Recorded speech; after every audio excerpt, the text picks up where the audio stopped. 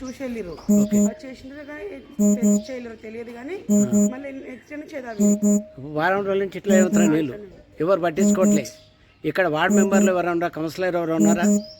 Ward member ఎవరో తెలియదు. మీ పేరేం పేరమ్మా?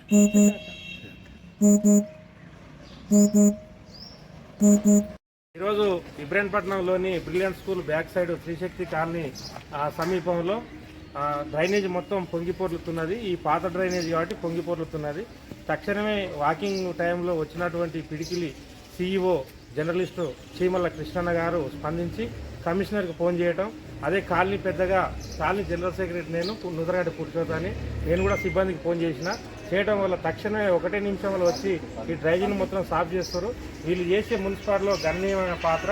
ఈ శుద్ధి చేయడం వల్ల ప్రజలు వీళ్ళ తరఫునే మేము అందరం బాగుపడుతున్నాం కాబట్టి ఈ శుభ్రానికి వీళ్ళే కారణం దేవుళ్ళలాగా భావిస్తున్నాం. కానీ మున్సిపల్ సిబ్బందికి ధన్యవాదాలు తెలియజేస్తూ, పిడికిలి సిఇఓ గారికి కూడా ధన్యవాదాలు తెలియజేస్తూ, ఇంకా పాత డ్రైనేజీ మార్చి కొత్త డ్రైనేజీ వేయవలసిందిగా మున్సిపల్ కమిషనర్కు విన్నపం చేస్తున్నాం. సిబ్బందికి మాత్రం ధన్యవాదాలు తెలియజేస్తున్నాం.